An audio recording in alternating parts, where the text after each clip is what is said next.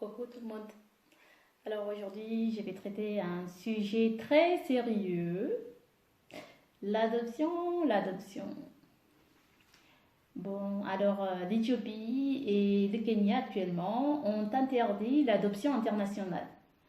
Et beaucoup, ils ont réagi en disant que c'était trop triste, que c'est trop méchant, que c'est punir les enfants, que vont devenir ces pauvres enfants, quel est l'avenir de ces enfants orphelins.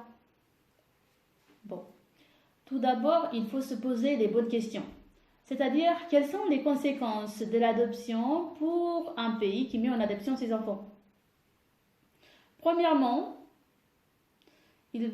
l'adoption va vider ses enfants et va exclure par la même occasion ces enfants de l'avenir du pays. Et en fait, parmi tous ces enfants, il se pourrait qu'il y ait des génies qui auraient pu contribuer au développement de leur pays d'origine. D'autre part, un pays qui n'est pas capable de s'occuper de sa population, c'est un pays qui n'est pas autonome. Et donc, attendre de l'adoption des pays étrangers, on voit, c'est signe d'une faiblesse sur le plan international, mais en plus, il envoie des images négatives à sa population. En gros, c'est attendre le Messie étranger qu'il vient éduquer et aimer tes enfants. Ce n'est pas un peu triste comme concept? Et puis, enfin, l'adoption est synonyme de business. La corruption se développe de plus en plus. Et en effet, il y a pas mal d'enfants adoptés dont leur famille biologique n'avait aucune idée du sens même de mise en adoption. Et combien d'enfants ont été adoptés alors que leurs parents, que ce soit leur mère, leur père, voire même les deux, étaient encore en vie?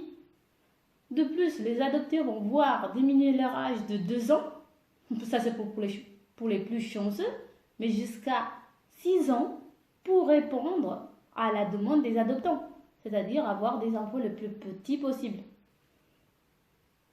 Les plus petits possibles. Et du coup, il faut se poser cette fois-ci une deuxième question. Quelles sont les conséquences sur les adoptés?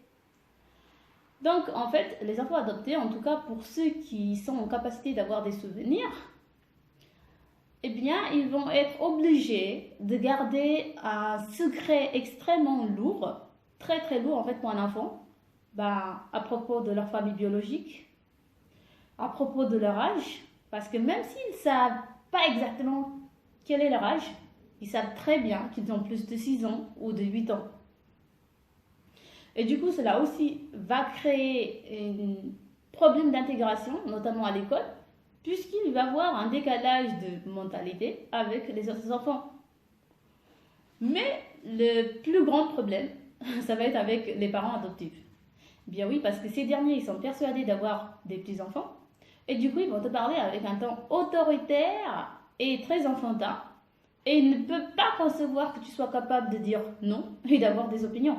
Et donc, ils vont te faire comprendre très clairement, tu n'es qu'un enfant, tu dois juste m'écouter et faire ce que je te dis en fait.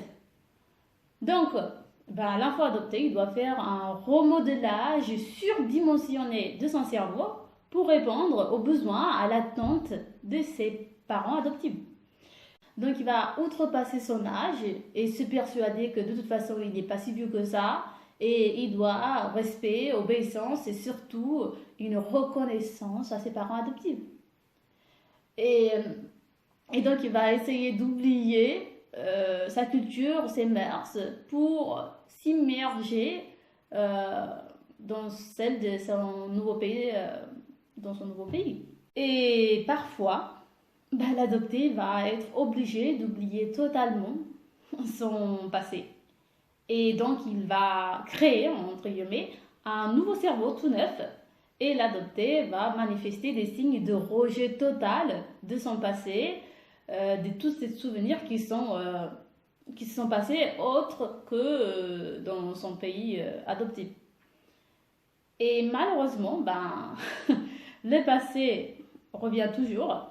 On va voir, en fait, ils vont avoir des questions identitaires qui vont se manifester au fur et à mesure que les années passent.